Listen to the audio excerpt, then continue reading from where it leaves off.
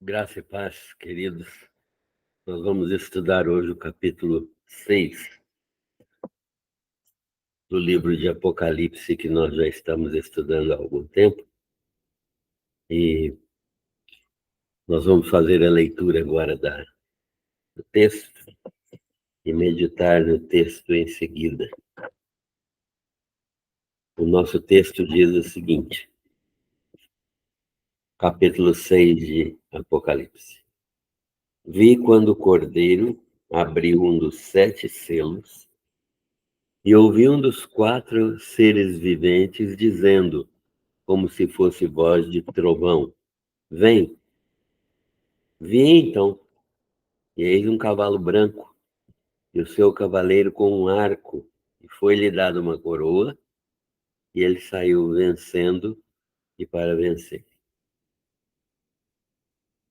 Quando abriu o segundo selo, ouvi o segundo ser vivente dizendo: vem.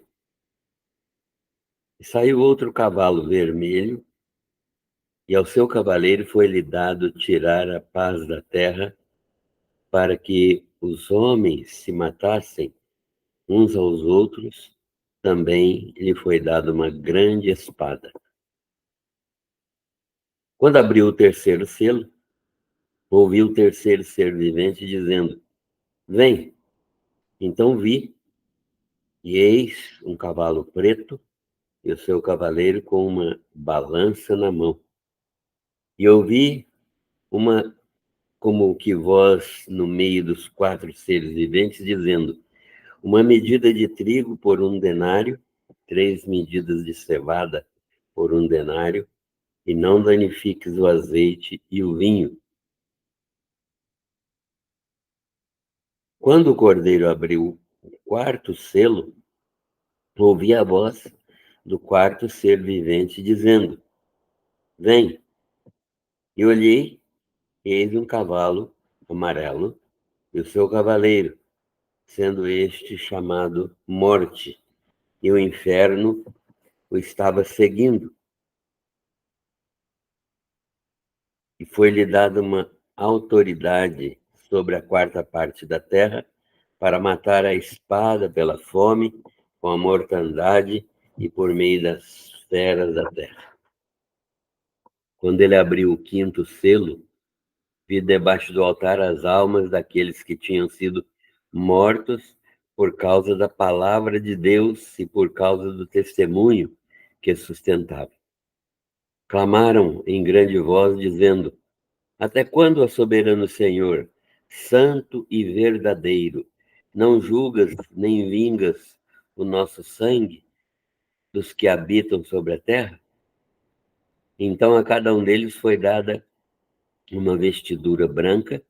Eles disseram que repousassem ainda por um pouco tempo, até que também se completasse o número dos seus conservos e seus irmãos, que iam ser mortos como igualmente eles foram. Vi quando o Cordeiro abriu o 6º selo e sobreveio então um grande terremoto. O sol se tornou negro como saco de cinza, a lua toda como sangue, e as estrelas do céu caíram pela terra como a figueira, quando abalada por vento forte, deixa cair os seus figos verdes. E o céu recolheu-se como um pergaminho, quando se enrola. Então todos os anciãos e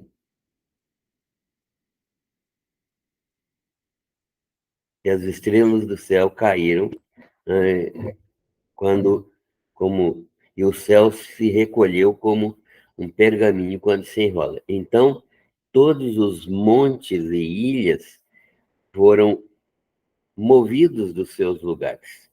Os reis da terra, os grandes, os comandantes, os ricos, os poderosos e todos, escravos e livres, se esconderam nas cavernas e nos penhascos dos montes, e disseram aos montes e aos rochedos: caí sobre nós e escondei-nos da face daquele que se senta no trono e da ira do Cordeiro, porque chegou o grande dia da ira deles, e quem é que pode suster-se? Senhor, agradecemos pela tua palavra. Queremos estudá-la com sabedoria, com discernimento, com a inteligência do Senhor para a nossa vida, compreender aquilo que o Senhor tem revelado neste livro, que é a revelação do Senhor para o apóstolo João e para o teu povo, para os dias finais. Agradecemos-te porque o Senhor tem sido fiel, manifestando a tua graça sobre a tua igreja, e agora nós queremos compreender aquilo que serão os acontecimentos finais até a segunda vinda de Jesus. Abençoa-nos, protege-nos de todo mal. Nós te agradecemos por tudo em nome de Jesus. Amém. Nós estamos estudando o livro de Apocalipse e nós temos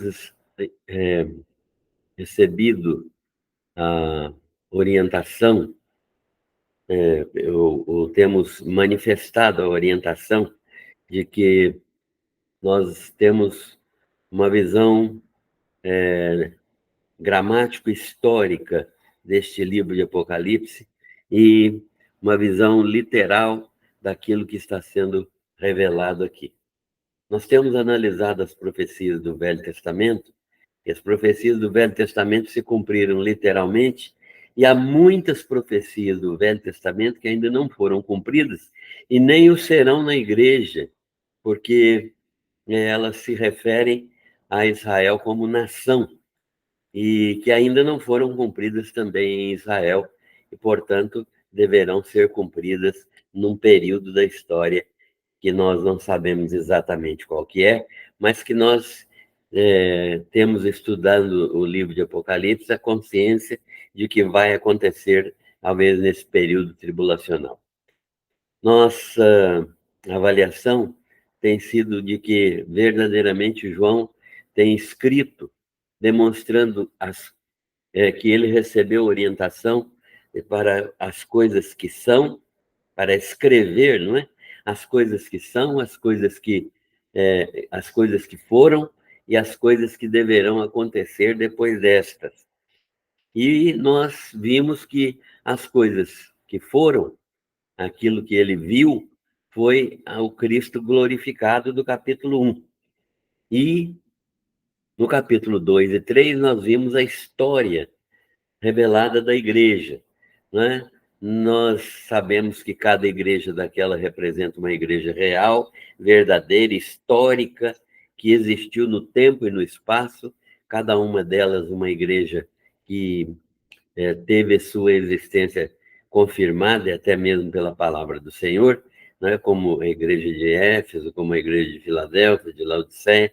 Então, são igrejas reais, que tinham problemas reais, mas também que são igrejas que foram escolhidas porque representavam períodos da história da igreja profeticamente, e representavam crentes também em várias épocas da história da igreja.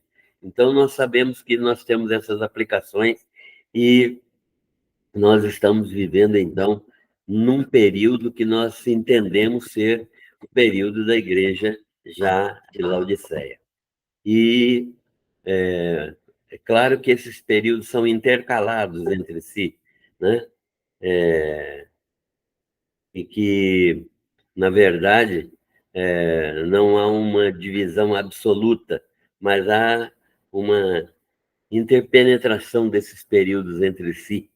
Mas nós estamos vivendo hoje, analisando a igreja evangélica no mundo como um período, né, de semelhante ao período descrito na igreja de Laodiceia.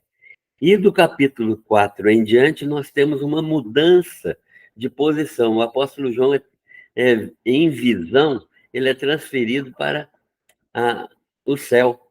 E lá ele visualiza aquilo que vai acontecer depois do período da igreja, né? Então, nós cremos que ele vendo os 24 anciãos ali, que representam certamente a igreja arrebatada, nós cremos que o ensino de Paulo aos Tessalonicenses fala exatamente sobre um dos aspectos, é o arrebatamento da igreja, assim que a era da graça for completada, como Paulo ensinou aos romanos. Então, nós cremos que João está vendo ali, naqueles 24 anciãos, a representatividade da igreja arrebatada. E nós cremos no arrebatamento pré-tribulacional, porque há uma promessa do próprio Jesus, né, para a igreja, especialmente para a igreja de Filadélfia, que ela seria guardada da hora da provação, que ela seria guardada da hora dessa provação que viria sobre todo mundo. Eu não estou dizendo aqui que a igreja não passa por provações. Eu estou dizendo que as provações são contingenciais neste mundo. Jesus disse que no mundo tereis aflições, elas são absolutamente contingenciais, devidas à nossa natureza humana, devidas à nossa limitação pecaminosa, devido ao fato do mundo jazer no maligno. Então, nós passamos por este tipo de provações, mas nós estamos falando aqui de um tipo de manifestação de ira de Deus sobre a humanidade sem Deus, sobre o próprio Satanás, e juízo também sobre os judeus rebeldes e a salvação nacional e individual desses judeus durante o período da tribulação. Então, nós estamos falando nesse aspecto e desta maneira sobre este texto. Então, no capítulo 4, nós vimos isso, o João vendo a igreja arrebatada, e no capítulo 5, nós vimos que ele viu um livro na mão daquele que estava sentado no trono e do Cordeiro. O Cordeiro está no céu, é claro. Aonde que Jesus está hoje? Ele está no céu. Então, o Cordeiro está no céu e ele está à destra do Pai, e ele é o único digno de abrir o livro que João viu e do qual ele procurou se informar quem poderia ser digno de abrir aquele livro, e não havia ninguém que fosse digno a não ser o Cordeiro. E o Cordeiro, então, toma o livro nas suas mãos e vai começar a fazer a leitura do livro, né? Ele faz a leitura e ele é exaltado, né? Há um cântico de vitória, porque ele é o Cordeiro que vai abrir o livro. O que é o conteúdo desse livro? O conteúdo desse livro, na nossa concepção, é o conteúdo de toda o restante do livro sobre a tribulação da qual Jesus falou, né, no sermão profético, lá em Mateus 24 e 25, e que ele separou em duas metades, né? O princípio de dores e depois a grande tribulação, sendo cada período desse dividido em aproximadamente 3 anos e meio. Então, nós temos esta visão, e nós chamamos isso de arrebatamento. Esse arrebatamento é pré-tribulacional, né? A igreja será tirada deste mundo porque ela não vai sofrer a ira de Deus que já foi derramada sobre a pessoa de Cristo. Então, não é necessário não é nem lógico e nem é plano de Deus que a igreja passe novamente pela tribulação, que é ira de Deus. A ira de Deus sobre a igreja já foi derramada suficientemente, completamente, na pessoa de Jesus Cristo. E então nós estamos vendo agora que o arrebatamento pré-tribulacional tem as suas razões de ser acreditado, porque verdadeiramente é isso que a palavra de Deus nos ensina. E nós cremos, então, que a tribulação é esse período de ira de Deus sobre a humanidade sem Deus, sobre o próprio anticristo e seus aliados, e até sobre a nação judaica em alguns aspectos, né? Então, nós estamos defendendo essa posição. E, em relação à segunda vinda de Jesus, a segunda vinda é pós-tribulacional, não é? Jesus virá, a sua segunda vinda é que vai findar o período tribulacional. Ele vai interferir exatamente no período final da tribulação e ele vai extinguir a tribulação, porque ele vai ser vitorioso, não é? O capítulo 19 de Apocalipse fala categoricamente a respeito de Jesus voltando do céu com os santos. Ora, para que os santos voltem com Jesus do céu, eles precisam estar lá com ele anteriormente. Então, nós cremos que a igreja estará exatamente com Jesus lá no céu. Nós vamos estudar isso no capítulo 19. Neste capítulo 6, nós vamos ver, então, que Jesus faz o cordeiro, né, que é o próprio Jesus, abre os selos. E ele abre o primeiro selo. O primeiro selo está falando de uma pessoa que vai montar num cavalo branco, simulando ser o próprio Cristo, montado num cavalo branco, mas foi-lhe concedida uma coroa, né? Uma coroa, um diadema, uma, e essa foi concedida a ele também um arco, e ele saiu vencendo e para vencer, ou seja, foi dada a ele essa oportunidade, né, de assumir a liderança. Nós sabemos que uma das promessas do anticristo é paz e prosperidade ao mundo. Exatamente aquilo que Jesus vai fazer. Nós cremos também no que a Bíblia ensina, no reino glorioso milenar. E há muitos que não creem no reino, no milênio, né, como um reino de 1000 anos, conforme está em Isaías, em Jeremias, em Ezequiel, mas creem que o milênio está sendo vivido agora, é, pelo reino de Cristo no coração dos crentes. Mas essa ideia não é uma ideia que se coadune com a Bíblia, porque o que a Bíblia ensina é que nesse reino milenar haverá paz, prosperidade, haverá transformações sociais, haverá equilíbrio, justiça, haverá gozo, alegria no domínio do Senhor sobre todas as nações. O próprio texto bíblico, no livro de Salmos, no livro de Isaías, demonstram isso, que vai haver domínio de Jesus nesse reino e muitas coisas ocorrerão ali. A pacificação da própria natureza, a pacificação dos animais, né?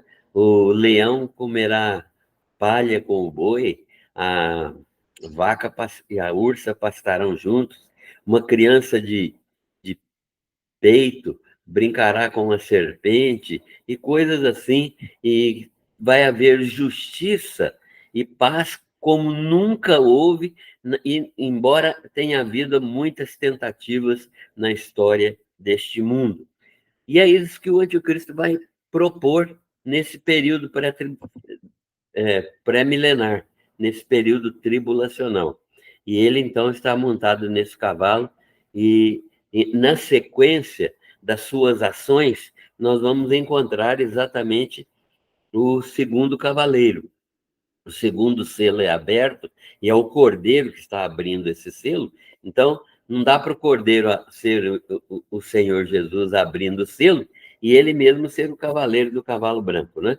Então, é outra coisa também que ele é descrito lá no capítulo 19 como o verdadeiro Senhor, o cavalo, o que vem montado num cavalo, e a descrição de Jesus voltando no capítulo 19, é maravilhosa e não deixa margem a qualquer dúvida, né? Então, no capítulo 19, nós temos assim, ó, viu o céu aberto e eis um cavalo branco. O seu cavaleiro se chama Fiel e Verdadeiro, julga e peleja com justiça. Seus olhos são como chama de fogo. Na sua cabeça há muitos diademas, muitos, não como o do capítulo 6. Tem um nome escrito que ninguém conhece, senão ele mesmo. Ele está vestido com um manto tinto de sangue e o seu nome se chama o Verbo de Deus. Pode ter dúvidas em relação à identidade deste cavaleiro. Seguiam-no os exércitos que há no céu, montados em cavalos brancos, com vestiduras de linho fino, branco e puro, que, como nós vimos, nós podemos ver no próprio capítulo 19, são os atos de justiça dos santos, da Igreja do Senhor Jesus Cristo, justificada lá no céu. Então, nós não temos dúvidas da diferença que existe entre o cavaleiro do capítulo 6, do primeiro cavaleiro, e o próprio Jesus Cristo. E na sequência desse cavaleiro que vem para simular paz na terra, vem então o segundo selo com um ser vivente dizendo: saiu outro cavalo vermelho e ao seu cavaleiro foi-lhe dado tirar a paz da terra. E agora, então, para que os homens se matem uns aos outros, também lhe foi dada uma grande espada. Então, Jesus tinha dito que nós ouviríamos de guerras, rumores de guerra e muitas coisas. Nós temos visto isso, mas na tribulação isso acontecerá numa proporção muito maior, né? Uma proporção muito maior. E o terceiro selo é um selo que está sendo aberto e tem um cavaleiro, e tem um cavalo preto. Esse cavalo preto representa a fome, e que é consequência, inclusive, das desolações produzidas pela guerra e dos fenômenos naturais que geralmente ocorrem nesses períodos, né? E então ele viu e eis esse cavalo preto e o seu cavaleiro com uma balança na mão. O que era? O que havia de interessante aqui? O que há de interessante aqui? Significando a carestia, não é? Vai haver uma carestia muito grande, uma falta de alimentos. Então, ele coloca aqui que uma medida de trigo por um denário, mostrando a carestia dos alimentos, né? E 3 medidas de cevada, que é um cereal mais barato do que o trigo, por um denário. Então, muita fome vai haver por falta, inclusive, de recursos para se comprar o pouco alimento que já tem, né? E não danifiques o azeite e o vinho, isto é, economizem nisto, né? Porque azeite e vinho eram alimentos importantes para as pessoas daquela época e eram alimentos que faziam parte da dos alimentos normais de uma família e certamente estariam muito caros, então deveriam economizar, não danificar, né? Quer dizer, ter um cuidado muito grande no uso destes alimentos. Então ele fala agora sobre o quarto cavaleiro, o quarto cavalo, né? Quarto selo, é a morte. A consequência de guerras, a consequência dessa má gestão, da perda da paz, da guerra, do sofrimento, das doenças, da destruição, é a morte. Quando o cordeiro abriu o quarto selo, ouvi a voz do quarto ser vivente dizendo: vem, e olhei, e eis o cavalo amarelo e seu cavaleiro sendo chamado de morte, e o inferno o estava seguindo. foi-lhe dada autoridade sobre a quarta parte da terra para matar a espada, né, pela fome e a mortandade, doenças, né, por meio das feras da terra também. E, então, as consequências neste período de tribulação, que ainda é a metade a primeira parte da tribulação, são consequências dramáticas de mortandade, de sofrimento, de angústia, né? E certamente, pela misericórdia de Deus, a igreja estará livre disso, né? Deste tipo de ira de Deus que nós estamos falando. A igreja, como eu já falei, vou repetir, não está livre das intempéries normais deste mundo, porque isso são contingências da nossa vida, mas então todos nós sofremos, não há quem não sofra. Mas aqui nós estamos falando de ira de Deus derramada sobre a terra por instrumentalidade de anjos, por instrumentalidade do próprio anticristo e por instrumentalidade de, de todos os fenômenos naturais, né? Então, o quinto selo foi aberto também, e quando ele abriu o quinto selo, vi debaixo do altar as almas daqueles que tinham sido mortos. Por que eles foram mortos? Por causa da palavra de Deus e por causa do testemunho que eles sustentaram. Quem são estes aqui? Se a igreja está no céu, quem são estes aqui? São aqueles que forem convertidos durante a tribulação, porque durante a tribulação será pregado o evangelho do reino, como Jesus ensinou. O evangelho do reino será pregado e muitas pessoas se converterão. E elas serão mortas também, porque se converteram e deixarão de adorar, por exigência do anticristo, deixarão de adorar a Satanás. Então, muitos deles serão mortos. E eles estão sendo vistos lá no céu. Suas almas estão sendo vistas lá no céu. E eles clamavam. O que eles clamavam? Até quando, ó soberano Senhor, santo e verdadeiro, não julgas nem vingas o nosso sangue dos que habitam sobre a terra? Então, nós estamos vendo aqui uma manifestação de desejo de que Deus vindique as, as vidas dessas pessoas que creram no Evangelho do Reino. E então nós temos uma lembrança aqui do Velho Testamento ainda, porque verdadeiramente a 70ª semana de Daniel, que nós ainda temos que estudar, que é a semana que nós consideramos a tribulação, ela faz parte da história do Velho Testamento ainda, né? Então, nós estamos vendo aqui as pessoas que morreram porque creram no Evangelho do Reino, elas elas pedirem vingança ao Senhor Deus das suas próprias vidas. Então, a cada um deles, cada uma dessas pessoas que morreram porque creram no Evangelho, elas receberão uma vestidura branca, exatamente como os justos, né, da igreja receberam.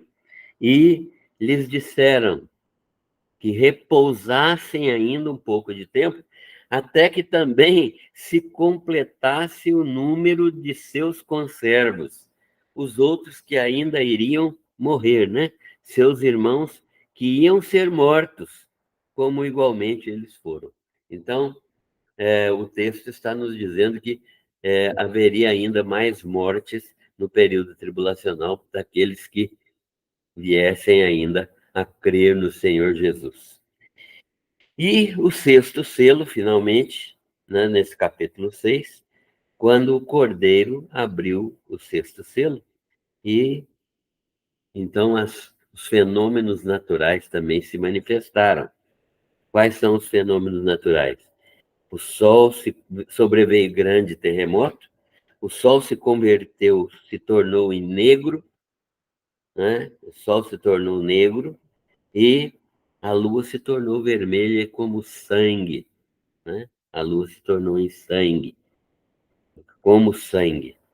E as estrelas do céu caíram pela terra, como a figueira, quando abalada por vento forte, deixa cair os seus figos verdes.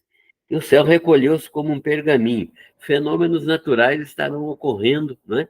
Fenômenos é, atmosféricos e muitos acontecimentos trágicos, né? Da própria natureza estarão ocorrendo nesse período e aterrorizando as pessoas, mas aqueles que não se converteram, eles não vão se, eles permanecem com o coração endurecido. Olha aqui que, que o versículo 15 diz: os reis da terra, os grandes, os comandantes, os ricos, os poderosos, todo escravo e todo livre, eles se esconderam nas cavernas e nos penhascos dos montes. E disseram aos montes e aos rochedos: caiam sobre nós e escondam-nos da face daquele que se assenta no trono e da ira do Cordeiro. É a ira do Cordeiro. E o Cordeiro não pode se irar contra a sua própria igreja, né?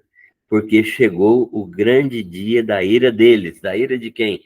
De quem estava no trono e do Cordeiro. E quem é que pode suster-se? Então, vai continuar havendo manifestação da ira de Deus nesta circunstância. Então, nós temos aqui estudado, assim, de maneira sucinta, o capítulo 6 de Apocalipse, que fala destes acontecimentos trágicos que foram revelados a João pelo próprio Cordeiro, pelo próprio Jesus, e para que todos tomassem conhecimento do que vai acontecer no período tribulacional, quando o anticristo estará dominando praticamente durante esse período de 7 anos, dominando completamente a, a história da humanidade, especialmente no período final dos últimos 3 anos e meio. Muito bem, que Deus nos ajude a compreender a sua palavra e que a graça do Senhor nos abençoe ricamente para sermos transmissores dessa palavra. O único remédio que existe para escapar desse período tribulacional é crer no Senhor Jesus Cristo como o único e verdadeiro Salvador das nossas vidas, Senhor nosso, Rei dos Reis, Senhor dos Senhores, o Cordeiro que tira o pecado do mundo e o Leão de Judá, que é o Rei, que é o, aquele que vai governar sobre todas as nações de maneira eterna. Que Deus nos abençoe.